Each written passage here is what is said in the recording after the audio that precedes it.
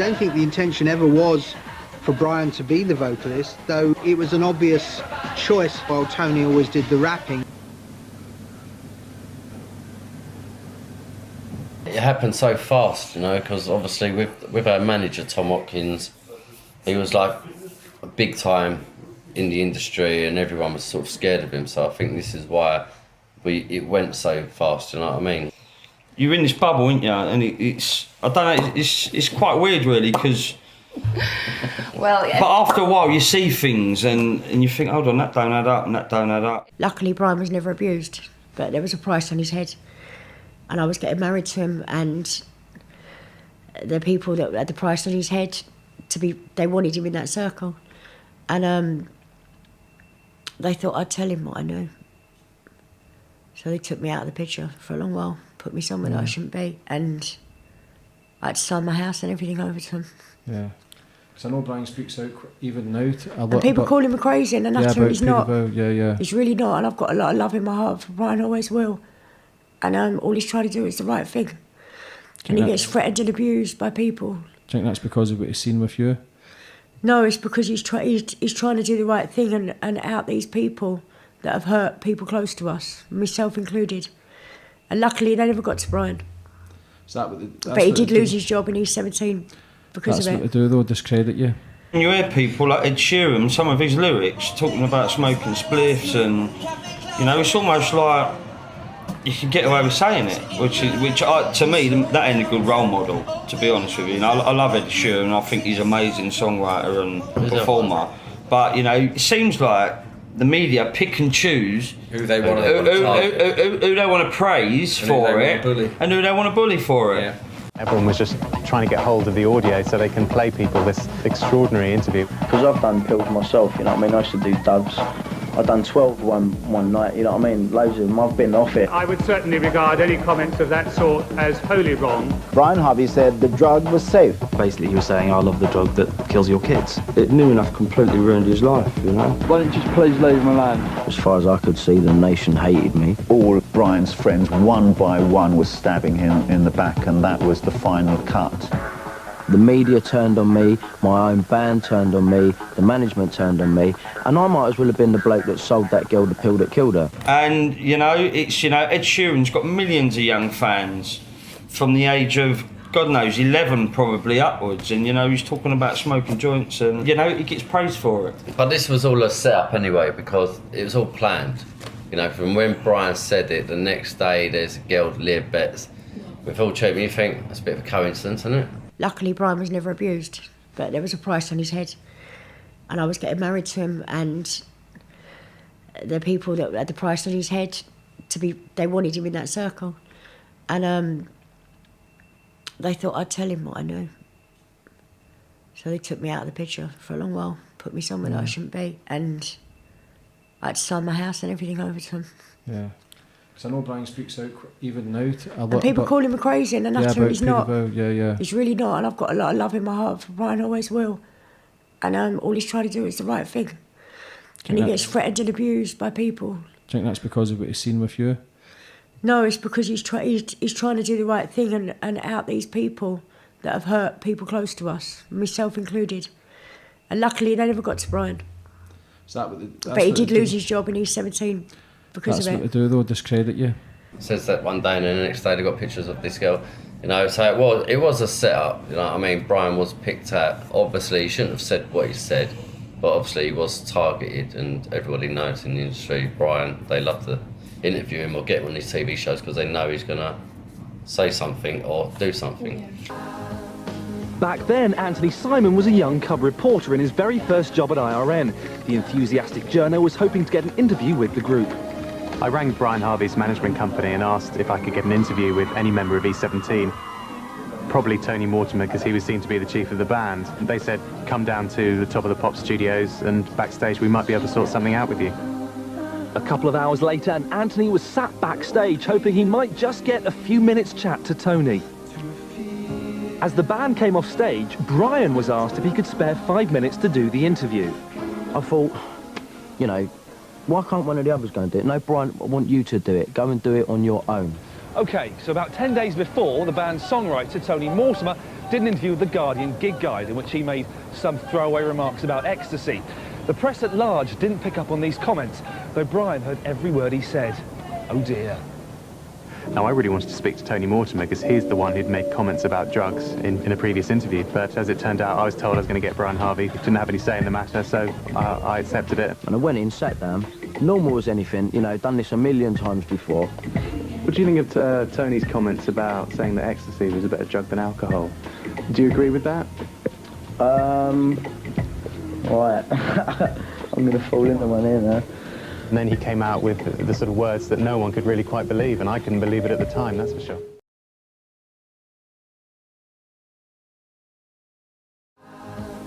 Back then, Anthony Simon was a young cub reporter in his very first job at IRN. The enthusiastic journo was hoping to get an interview with the group. I rang Brian Harvey's management company and asked if I could get an interview with any member of E17. Probably Tony Mortimer, because he was seen to be the chief of the band. They said, come down to the Top of the Pop studios and backstage we might be able to sort something out with you. A couple of hours later, and Anthony was sat backstage hoping he might just get a few minutes chat to Tony.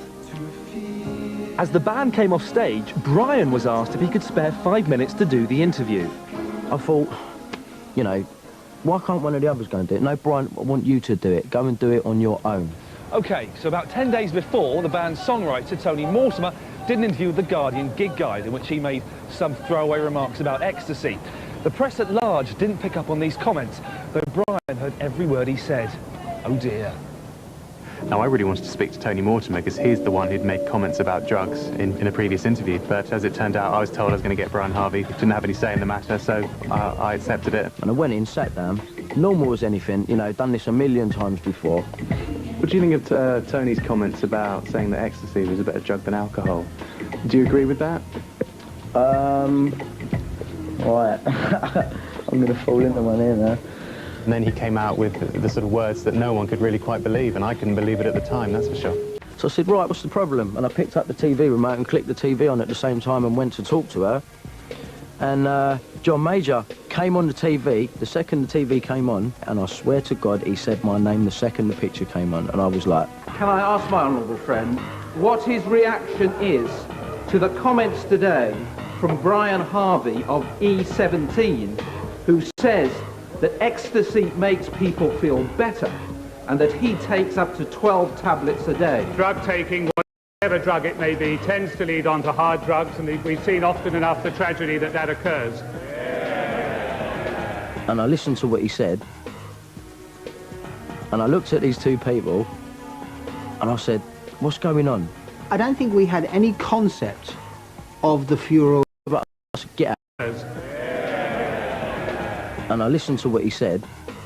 He said, well, if you hold this picture up, I'll get my cameraman to take a shot of you. And I took the photo out, and it was a picture of Leah Betts laying there in a coma on the bed with, like, the tubes coming out of her nose, and she wanted me to hold it up and look at it like I felt a bit sad for her. I mean, how pathetic is that? You know, where was that going to go?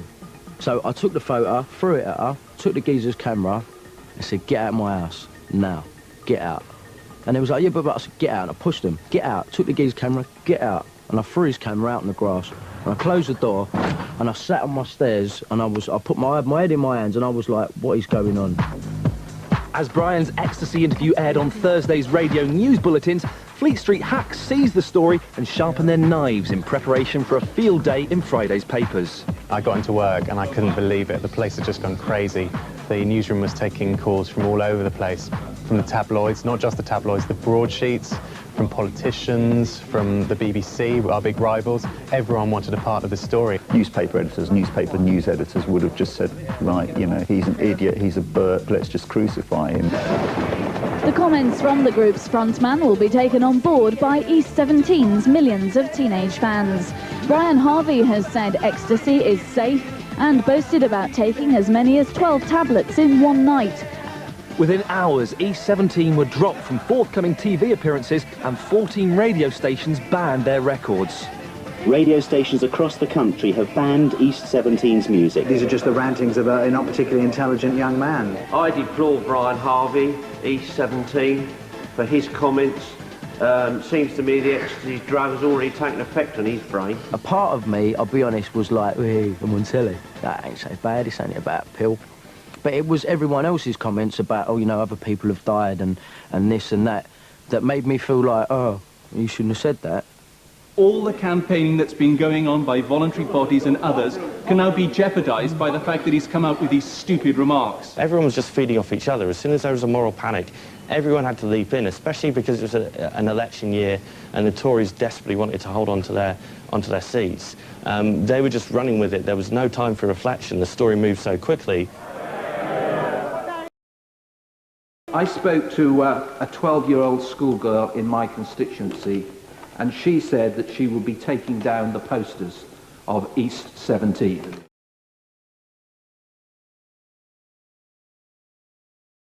Basically, he was saying, I love the drug that kills your kids, as far as the politicians were concerned. After kicking out the Mirror reporters, Brian called his management company, where he spoke to Tom Watkins' sister, Sally Shires, who with Tom was now managing the band. And I said, Sally, what's going on? I said, I've been on the news. I said, John Major's talking about me. I've just had press round my house. What's going on? And she went, oh, Brian, you know, you shouldn't have said anything about the drugs and that. And I was like, what do you mean I shouldn't have? What are you talking about, man? You told me to do it on my own. What's the matter with you? It's your fault. You made me do that interview. Why'd you make me do it on my own? Why? I said, you've set me up. You have set me up. Set up? Set up? Why would anyone want to set up the singer of a band at the top of the charts? Well, unbeknown to their legions of loyal fans, behind the scenes, E17 have been fighting like dogs for years.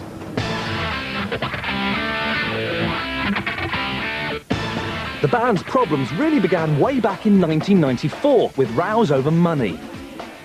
If you're in a boy band, it's very, very, very hard for you to make money just by being a puppet in a band. The way you make money is really by being the manager. Forget about being in a boy band, be the manager. If you can't be the manager, be the songwriter. And so in East 17, the people who would have made the money would have been Tom Watkins, who was the manager, and Tony Mortimer, who was the songwriter. And it was like, something's going on. You know, we should have more than this. We're all doing the same amount of work. We're all getting up the same time in the morning. You know, we're all being inconvenienced with flying to Lithuania to do a gig, you know. And the way we saw it, it should have been completely fair. Brian was continually belly aching about not having as much money as Tony, but then Tony was writing all the material. Songwriter Tony Mortimer, who'd formed the band, was churning out the pop hits. Thank you very much. But Brian wasn't happy. You know, I can put up with Tony earning more money. I could put up with that. But at least let me be singing something that I'm into. I don't even listen to pop music. I hate pop music. When the thunder calls you from a mountain high, it's time to spread your wings and fly. Spread your wings and fly. Brian blamed Tom and Tony for the band's poppy image. We had a record company above us, and you know, they would insist on us keeping on the same road and guiding us. And when you're in a bubble, you can't just suddenly change and expect that the record company would agree with such a change, because they wouldn't.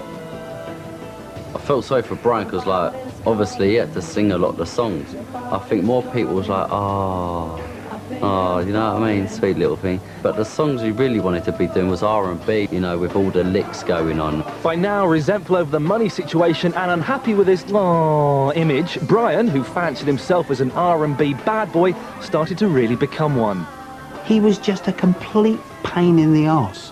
We were just having to make up stories and cover for him the whole time. He wouldn't get up. We'd all be getting up on time, and then we'd go round for Brian, and he wasn't even out of bed, so we'd be sitting in the van for another half hour. He would refuse to go. We went to airports and we missed flights because of Brian, do you know what I mean? He wouldn't stand next to Tony. No. Shut your face, right?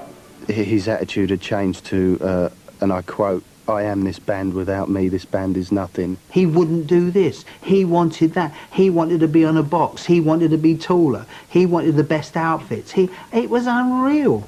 Ooh. Well, with this in mind, now that Brian was up to his eyes in it after his ecstasy clangor with the press and MPs baying for his blood, what would happen next?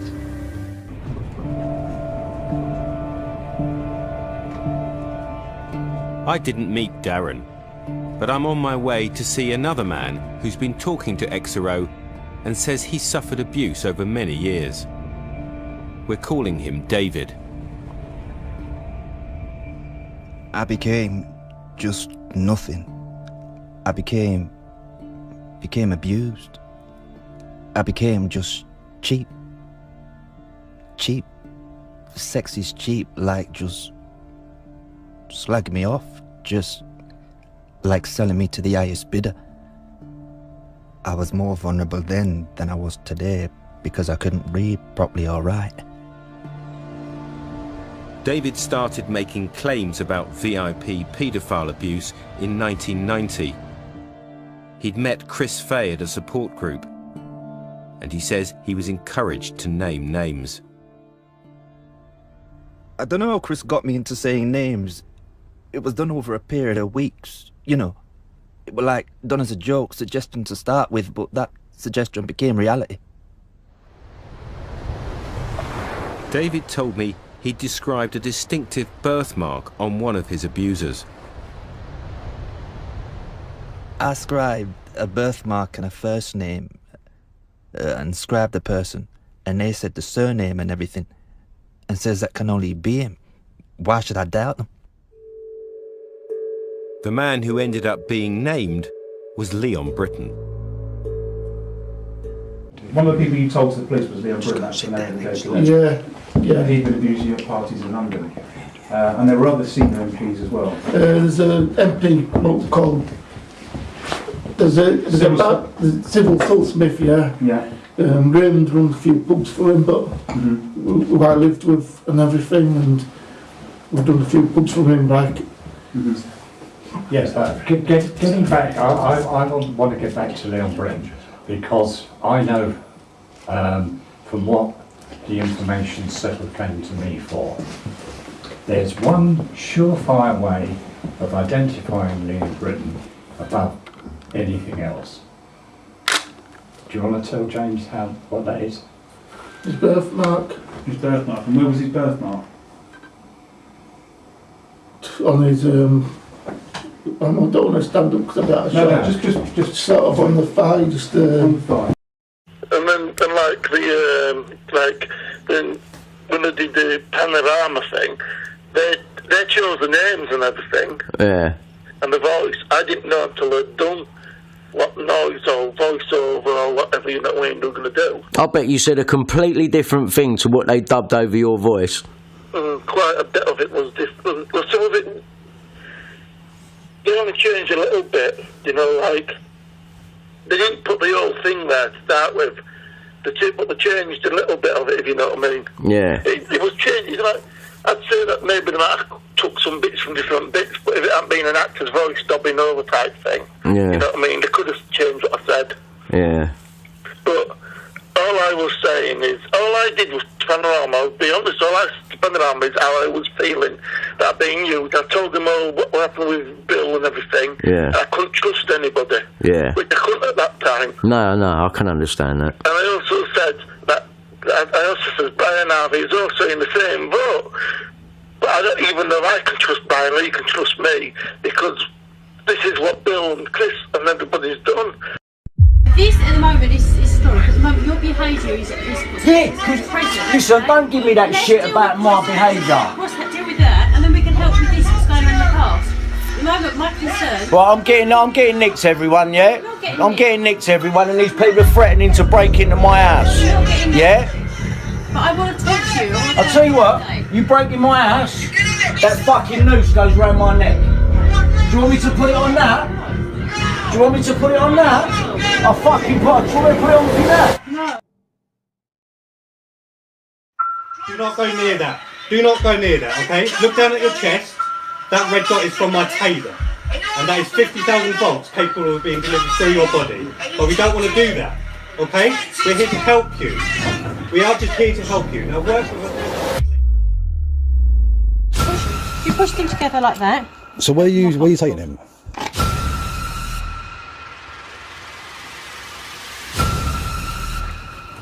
come closer because it might be a bit easier. No, you're alright, mate. Stay where you are. Mate, stay where you are. Stay where you are. Teresa, mate!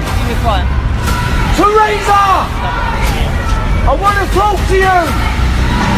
Why? This has gone on long enough! If you don't mind, I just need to film just for my own protection. Not anything against you, but for proof that what you're saying to me is real. So, sorry, can you just tell me what it is again that you're here for? Sorry. Apparently someone's made threats to kill you. Remember that you saw this, all of you, with your camera phones. Film it. It's real. I don't do this for the fun of it. There's no breach of the peace there, officer. Constable. Are you all here on oath today? Sorry? Are you all here on oath? On oath? Well, you don't know what oath is? You've seen it now. You're supposed to act on it. But you won't, will ya? Nah. Fucking funny, innit, eh? That's the police taking on illegal transcripts from a News of the World journalist, and not just any News of the World journalist, the journalist that hacked $1 million ago. It's wrong what you're doing. You don't do your jobs. Why don't you do your jobs? Why are you protecting her with guns? Yeah, because she's a fucking criminal. That's why. That's the criminal in there. I mean, you know, the biggest blackmail threat that you can have over anyone is killing of children and raping, paedophilia, especially when you combine the two. There's nothing anyone here right this second. It's Scotland Yard, mate. Fuck's sake! It's not going to get you nowhere, mate. Look at me, Brian. You got the police coming round. Good. You got this.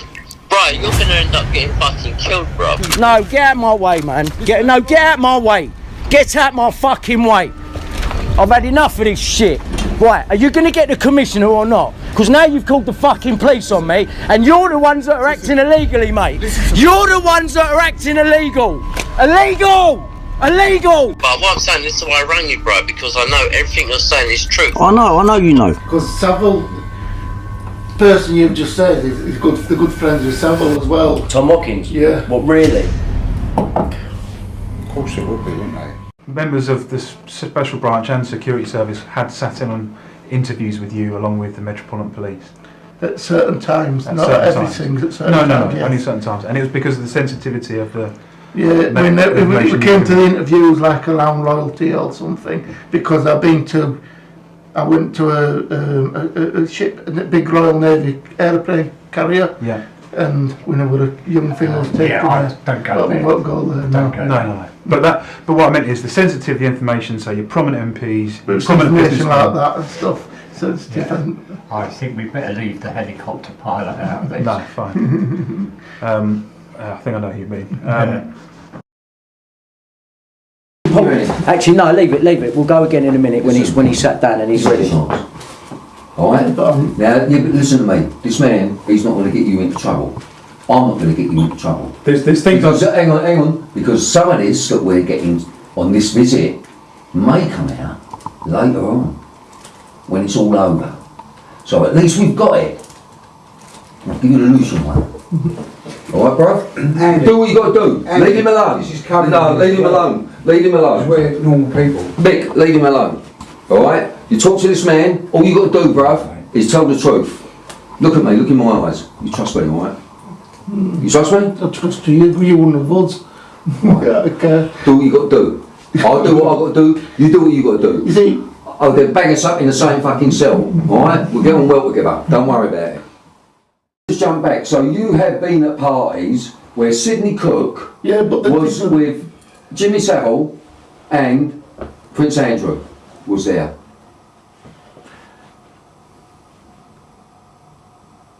Was Jimmy Savile there? Savile were there, yeah. Right, what about Prince Andrew?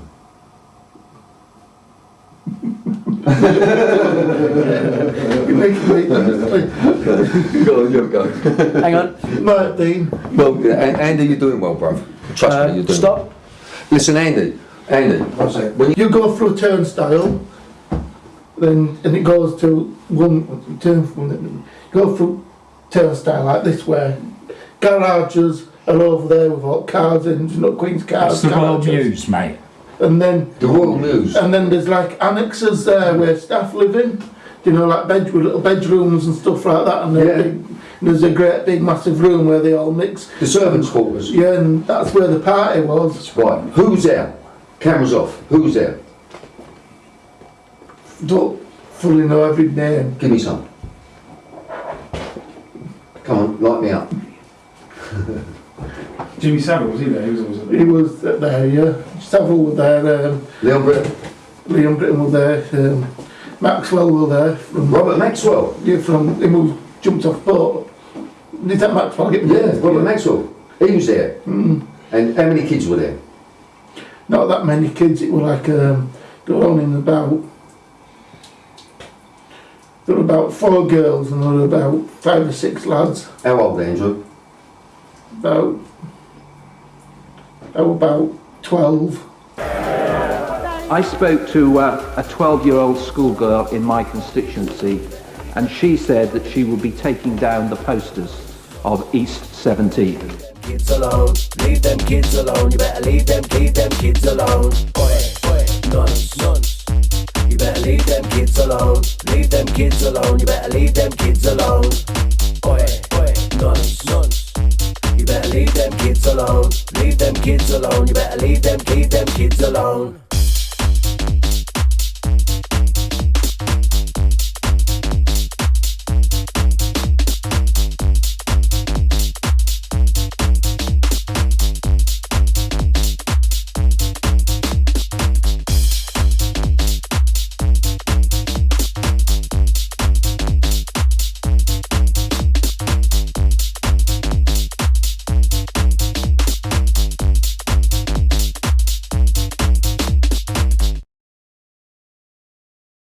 Hi, my name's Ian Puddick. We're just going to make a very short film this evening. We're filming here in my office.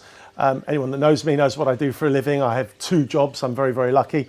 I run a leak detection company. We have engineers out on the road who have special technology for going out and finding leaks on things. And the other job that I have is, my background really is I'm a communications consultant. I've worked with the Queen at Buckingham Palace. Oh yeah, as soon as I walked in, that was the one that caught my eye, with the green monster. It's a great piece. People can relate to it. People have seen it a million times before. It's fun. And you've got a nice space behind your office desk? In our office, yeah. Ticket price on the big green monster, £10,000. I mean, the prices at the moment, obviously headline prices, but obviously the artist is there, so, you know, if there's something that took your fancy. Also, what he said is if you wanted to take any of the smaller pieces, there's room for negotiation if you took more than one piece. You know, it is a lot of money, and I think with those sort of items, people really need to, you know, talk themselves into it in a way. There's only so much we can do, because I think, you know, paying £10,000 for a painting is a big ask, but, you know, we've had interest in a couple of his stuff, so, yeah, hopefully we can sell one by the end of the evening. How long are you going to stay around for? I'll be here for another hour. OK, all right, well, I'll try and catch you on a little bit longer. What's your name again, sir? Ian, nice to meet you, Tom. Cheers, Tom. OK, nice.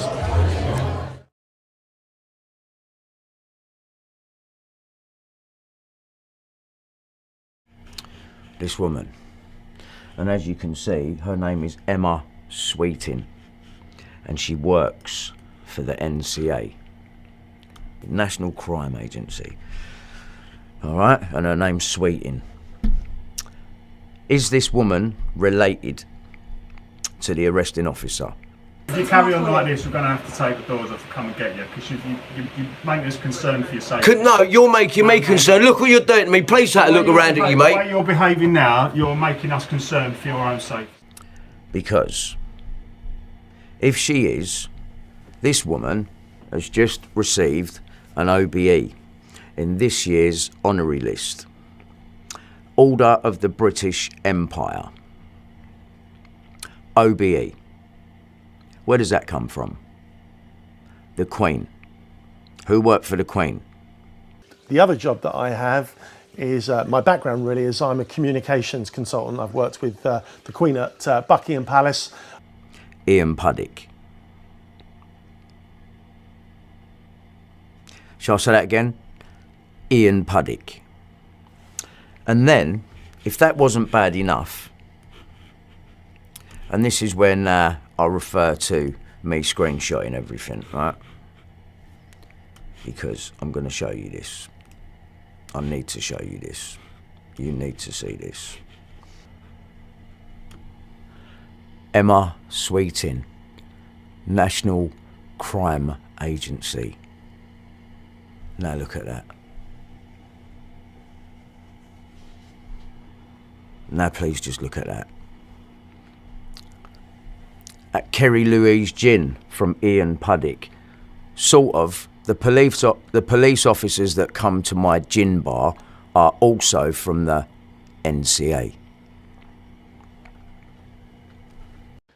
Hello, today I'm here with our first citizen activist exposing police corruption and no friend of Brian Harvey.